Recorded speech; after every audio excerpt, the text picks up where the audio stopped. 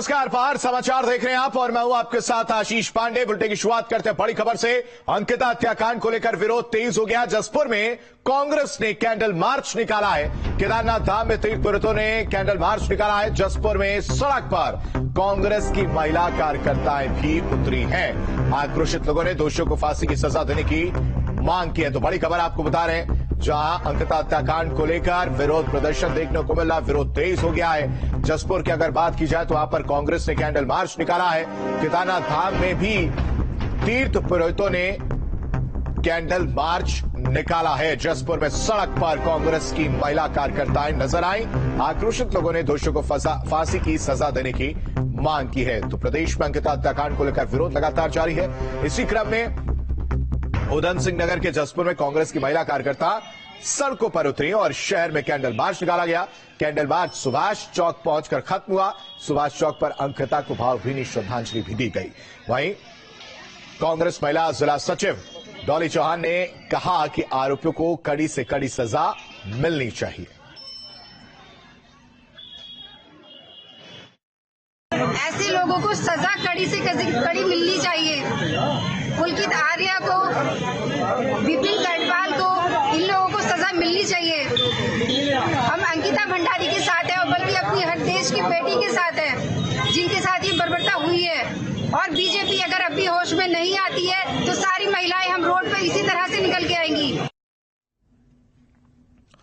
वह अंकिता भंडारी की हत्या को लेकर प्रदेश में भारी आक्रोश है। केदारनाथ धाम में तीर्थ पुरोहितों के साथ ही देश विदेश से आए श्रद्धालुओं ने उत्तराखंड सरकार से अंकिता को इंसाफ देने की गुहार लगाई है। इस दौरान श्रद्धालुओं और तीर्थ पुरोहितों ने कैंडल जलाकर अंकिता भंडारी को श्रद्धांजलि दी और दोषियों को फांसी की सजा देने की मांग की है। तो अंकिता भंडारी हत्याकांड पर आप आक्रोश देख सकते हैं। रुद्रप्रयाग की यह तस्वीर, जहां देश विदेश से आए जो सैलानी हैं, जो श्रद्धालु हैं, वो भी हाथों में कैंडल लेकर अंकिता को इंसाफ देने की बात करते हुए नजर आए। तीर्थ पुरोहितों ने कैंडल मार्च निकाला है और जल्द से जल्द इस मामले की सुनवाई की बात कही गई है। साथ ही साथ दोषियों को फांसी की सजा देने की भी मांग की गई है। जो अंकिता भंडारी के साथ जो कृत्य किया गया है, ये उत्तराखंड के लिए बहुत दुखदायक की घड़ी है। और मैं यही चाहता हूं कि भविष्य में ऐसे लोगों को कठोर से कठोर सजा मिलनी चाहिए। और मैं उत्तराखंड सभी लोगों से आग्रह करता हूं, आप सभी लोग जो है बढ़ चढ़ के इसमें हिस्सा लेंगे और जिन लोगों ने इनके साथ ऐसा कृत्य किया है उनको कड़ी से कड़ी सजा मिलनी चाहिए। और इस पर ज्यादा जानकारी के साथ हमारे संवाददाता रोहित डिमरी हमारे साथ जुड़ चुके हैं। रोहित, केदारनाथ धाम में कैंडल मार्च निकाला गया है, साथ ही साथ कई जगह कांग्रेस कार्यकर्ताओं ने भी कैंडल मार्च निकाला है। मांग है कि सख्त से सख्त सजा हो, फांसी की सजा दी जाए। जैसे कि मैं बताना चाहूंगा कि पूरे उत्तराखंड में ही अंकिता भंडारी की मौत के बाद से जनता सड़कों पे है, जगह जगह कैंडल मार्च के साथ ही कैंडल जलाकर श्रद्धांजलि दी जा रही। इसके अलावा जो यात्री हैं, सबसे केदारनाथ धाम में जो देश विदेश से यात्री पहुंच रहे हैं, वे भी अब यही मांग कर रहे हैं कि जो अंकिता भंडारी की मौत के पीछे जिन लोग दोषी हैं उनको कड़ी से कड़ी सजा देते, फांसी की सजा सुनाई जाए। इसके अलावा पूरी समाज भी अंकिता भंडारी के साथ खड़ा हुआ है। तो कुल मिलकर देखा जाए तो पूरी आग जो है लग चुकी है जनता के बीच में और सभी लोग यही मांग कर रहे हैं कि दोषियों को सख्त जल्द सजा दी जाएगी। रोहित, क्या कोई बड़ा नेता भी इस कैंडल मार्च में शामिल रहा? जी, केदारनाथ धाम की हम बात करें तो वहां पर इस समय जो है तीर्थ पुरोहित मौजूद है। अब देश विदेश जो यात्री तीर्थ यात्री पहुंच रहे हैं वही यहाँ पर मौजूद है। भले हालांकि बद्री केदार मंदिर समिति के अध्यक्ष भी अर्जुन अजय भी केदारनाथ धाम में मौजूद है, पर लेकिन वे इस कैंडल मार्च में शामिल हुए, ना ही उन्होंने इस मुद्दे पर कुछ भी कहा है। जी ठीक है रोहित, शुक्रिया आपका तमाम जानकारी के लिए।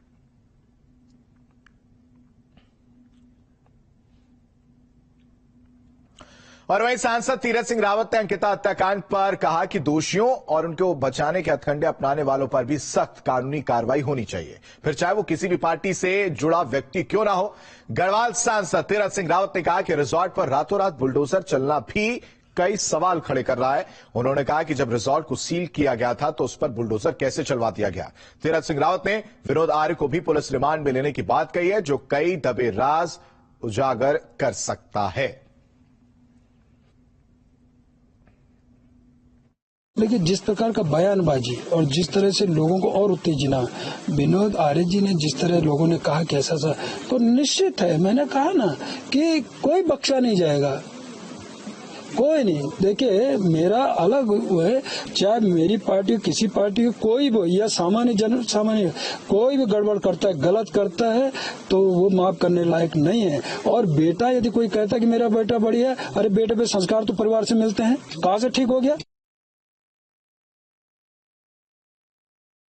मैं चाहता हूँ कि जो ये आरोपी हैं, जो 3 आरोपी हैं, इनको फास्ट ट्रैक के तहत इनको फांसी की सजा दी जाए और पुनीत आर्य के पिता विनोद आर्य को तो अरेस्ट किया जाए। और मैं सरकार से ये अनुरोध करता हूँ, इन पे कुछ और धाराएं जोड़ी जाए। विकासनगर से बड़ी खबर, जहां पुलिस ने चेकिंग अभियान चलाया, दुकानों होटलों का निरीक्षण किया गया है। चेकिंग के दौरान कई तरह की अनियमितताएं जो है वो देखी गई हैं, अनियमितताएं पाई गई हैं। अनियमितताएं पाए जाने पर 6 होटलों के चालान भी किए गए हैं। एक होटल को साथ ही साथ सीज भी कर दिया गया है। तो बड़ी खबर आपको बता रहे, विकासनगर पुलिस की टीम ने चेकिंग अभियान चलाया। इस दौरान कई दुकानों होटलों में पुलिस की टीम ने निरीक्षण किया और चेकिंग के दौरान अनियमितताएं पाए जाने पर 6 होटलों और रिजॉर्ट के चालान किए गए। साथ ही साथ एक होटल में चेकिंग के दौरान टीम को भारी अनियमितताएं मिली, जिसके बाद टीम ने पूरे होटल को ही सीज कर दिया।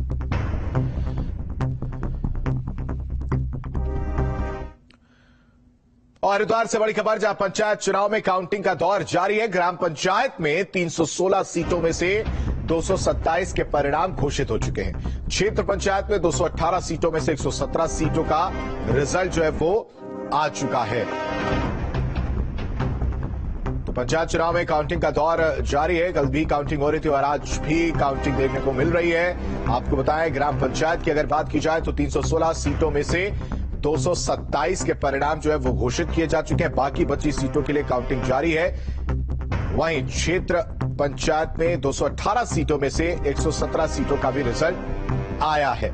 इस बीच एक और बड़ी खबर हम आपको बता देते हैं। पंचायत चुनाव में बीजेपी और निर्दलीय का रिकॉर्ड जो है वो बरकरार है। बहुजन समाज पार्टी का करीब 10 सीटों पर कब्जा है। बीजेपी का अब तक 6 सीटों पर कब्जा देखने को मिला है।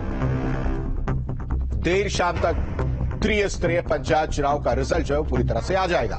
280 ग्राम प्रधान के नतीजे घोषित हो चुके हैं। बीडीसी पदों पर भी करीब 100 से ज्यादा परिणाम घोषित किए जा चुके हैं।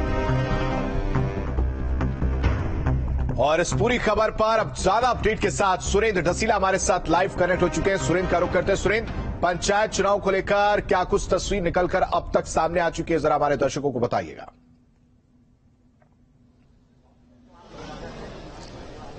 देखिए बिल्कुल, अगर हरिद्वार त्रिस्तरीय पंचायत चुनाव की बात करें, हालांकि एक ही जनपद में पंचायत चुनाव है, लेकिन कहीं ना कहीं ये बीजेपी, कांग्रेस और बसपा तीनों के लिए प्रतिष्ठा का चुनाव था। अगर बात करूं तो निर्दलीय और बसपा के इर्द गिर्द ही पूरा चुनाव घूम रहा है, क्योंकि 44 सीटें जिला पंचायत की हरिद्वार जनपद में है, जिसमें से करीब 10 सीटें बसपा जीत चुकी है और 16 सीटें निर्दलियों के पास हैं और बीजेपी अभी 6 सीटें जीती है। बीजेपी 4 सीटों पर अभी आगे भी चल रही है।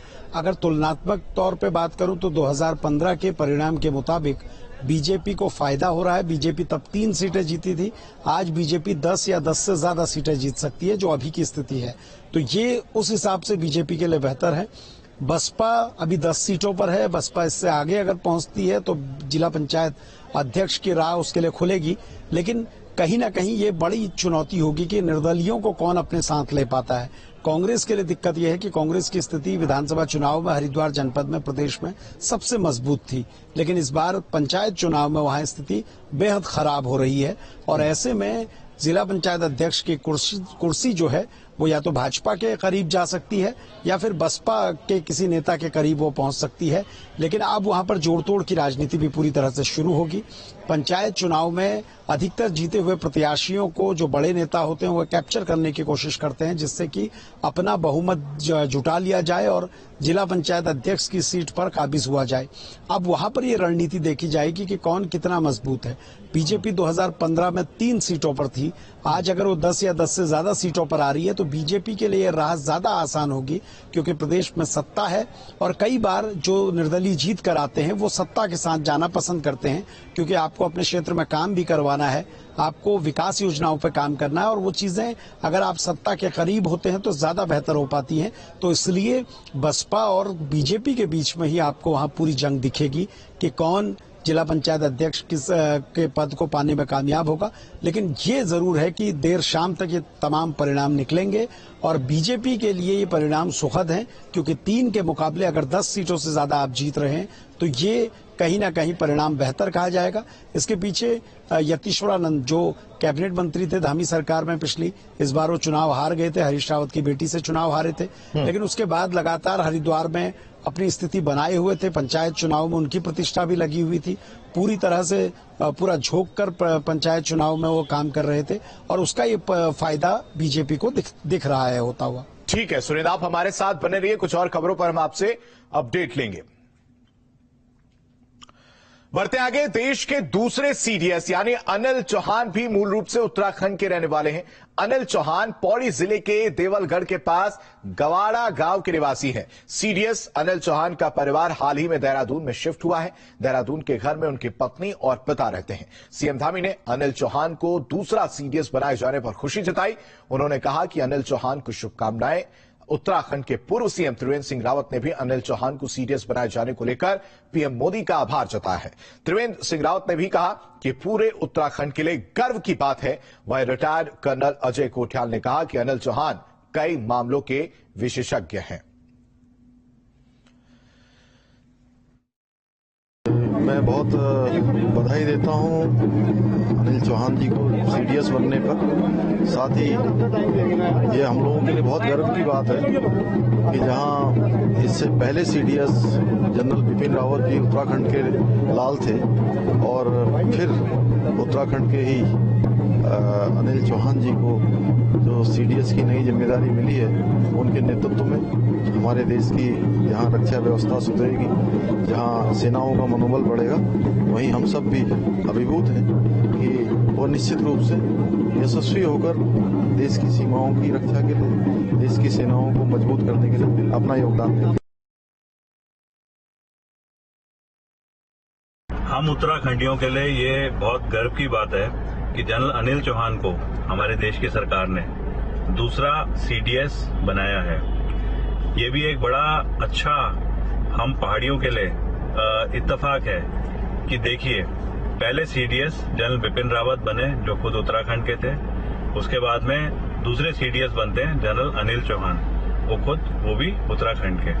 दोनों पौड़ी गढ़वाल के रहने वाले हैं और दोनों में ना बहुत ज्यादा चीजें सिमिलर हैं।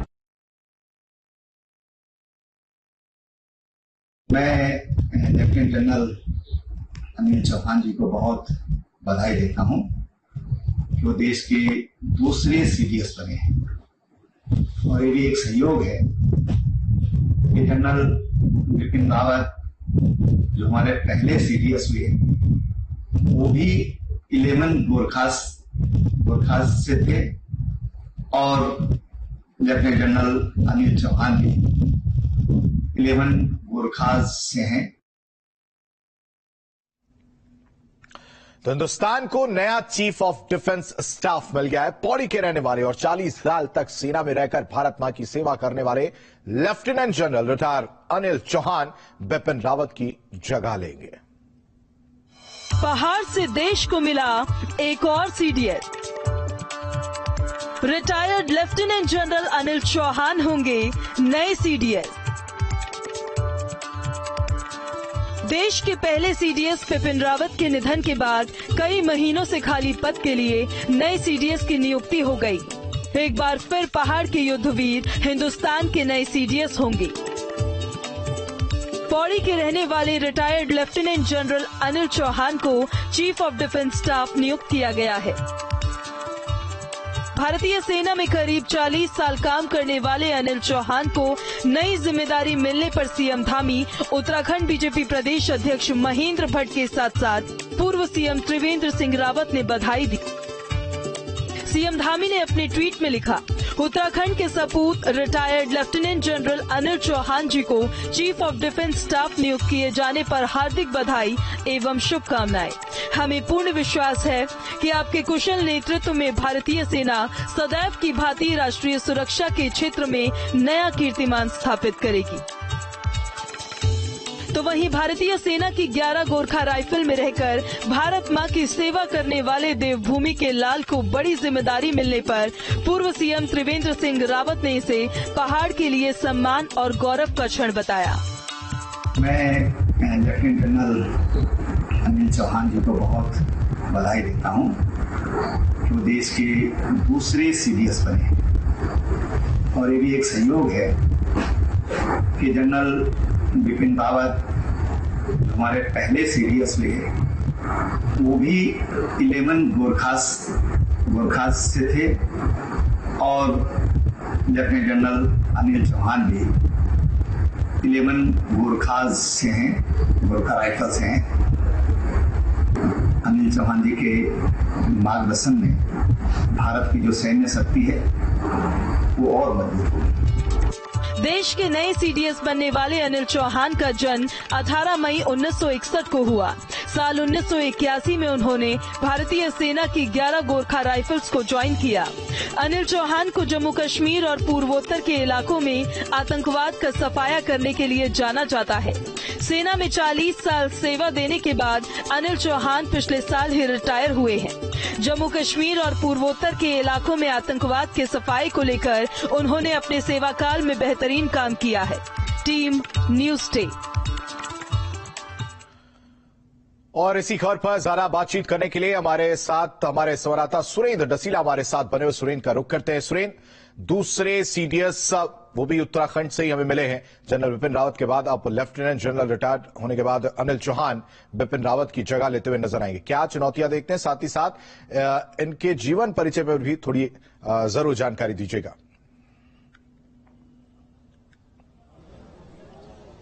देखिए, बिल्कुल उत्तराखंड के रहने वाले हैं, मूल रूप से पौड़ी के हैं। पौड़ी के देवलगढ़ के पास गोवाण गांव है, वहां के रहने वाले हैं।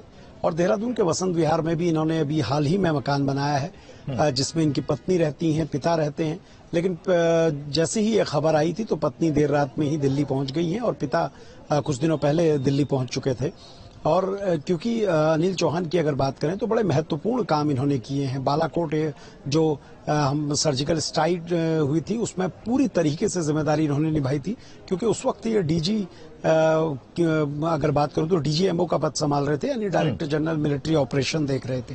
मिलिट्री ऑपरेशन का डीजी का मतलब ही यही है कि तमाम जो बड़ी गतिविधियां होती हैं वो तमाम चीजें वही डीजी के तहत कवर की जाती हैं और उन पदों पर ये रहे हैं। इसके अलावा इनको जो डिफेंस की सुरक्षा परिषद है उसके भी ये सचिव रहेंगे। इसके साथ ही अगर इनके करियर की बात करूं तो इनका करियर जम्मू कश्मीर और नॉर्थ ईस्ट में काम करने के लिए जाना जाता है। वहां आतंकवाद की दिक्कतें रही हों, वहां जो इंटरनल इश्यूज रहे हों उनको सॉल्व करना हो, उसमें इनकी पारंगतता पाई जाती है। और जहां तक आपने कहा कि इनके जीवन के बारे में बताऊं तो देखिए, इनको कल्चरल चीजों से बड़ा बहुत ज्यादा लगाव है। कर्नल अजय कुठियाल से मेरी बात हुई थी तो उन्होंने कहा कि इनको संस्कृति का बड़ा शौक है। ये देश विदेश की संस्कृति को अपने पास रखने का काम करते हैं, यानी उसका कलेक्शन करने का भी इनके शौक है। और इन्होंने कई तरह के मुखौटे भी रखे हैं, विदेशों के हों या फिर उत्तराखंड की संस्कृति के मुखौटे हों, उनको भी रखने का इनको शौक है। ठीक है सुरेंद्र, तमाम जानकारी के लिए आपका बेहद शुक्रिया। तो retired lieutenant general Anil Chauhan Pauri जिले के रहने वाले हैं। हमारे दूसरे नए सीडीएस बनने की खबर मिलते ही उनके गांव की ये तस्वीर, सीडीएस अनिल चौहान का ये गांव, जहां पर लोग खुशी से झूमते हुए नजर आए। सीडीएस बनने की खबर सुनने आने के बाद से उनके पैतृक गांव में खुशी का माहौल है।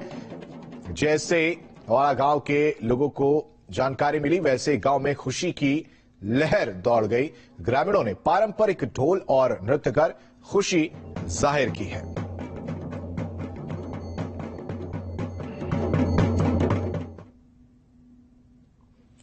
बढ़ते आगे, हल्द्वानी से बड़ी खबर आपको बता दें, जहां घर से कॉलेज के लिए निकली युवती लापता हो गई। 26 सितंबर को रुद्रपुर जाने के लिए युवती निकली थी। परिजनों ने एसएसपी नैनीताल से गुहार लगाई है। युवती के कॉलेज और दोस्तों से पूछताछ की जा रही है, तलाश की जा रही है। हल्द्वानी के दमुआ ढूंगा क्षेत्र की रहने वाली है ये युवती।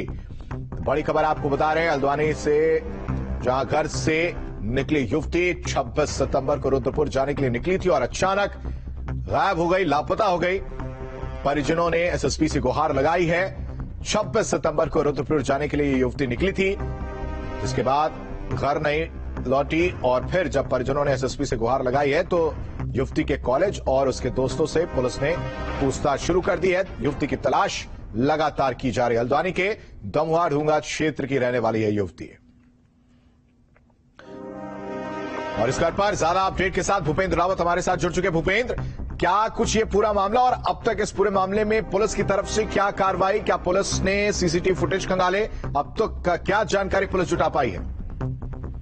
जी बिल्कुल, आपको बताना चाहूंगा, हल्द्वानी के दमुआ ढूंगा क्षेत्र का मामला है। ये काठगोदाम थाना क्षेत्र में आता है और पुलिस, काठगोदाम थाना पुलिस इस पूरे मामले में गहनता से जांच करने के अलावा जो इलाके के सीसीटीवी कैमरे हैं और जो उनकी कॉल रिकॉर्डिंग है उसको लेकर पूरी गंभीर है और उसकी जांच चल रही है। और उसके साथ साथ जो उसके परिजन हैं उनको उनसे और भी जानकारी जुटाई जा रही है, कहाँ बात होती थी या फिर कोई ऐसी कोई क्या बोलता है आसपास कोई ऐसी अगर देखा जाए घटना वटना तो नहीं हुई जिससे मतलब उसको रिलेट किया जाए। कुल मिलाकर देखा जाए पुलिस पूरी जांच। ठीक है भूपेंद्र, तमाम जानकारी के लिए आपका बेहद शुक्रिया। बढ़ते आगे, बागेश्वर से बड़ी खबर बता दें, जहां सरयू नदी से युवती का शव बरामद किया गया है। 28 सितंबर को नदी में युवती ने छलांग लगाई थी। एसडीआरएफ और जल पुलिस ने शव को नदी से निकाला। पुलिस ने शव को पोस्टमार्टम के लिए फिलहाल भेज दिया है। तो सरयू नदी से युवती का शव बरामद हुआ। 28 सितंबर को युवती ने छलांग लगाई थी। एसडीआरएफ और जल पुलिस ने शव को नदी से निकाला है। और यहां रुकते हैं छोटे से ब्रेक के लिए।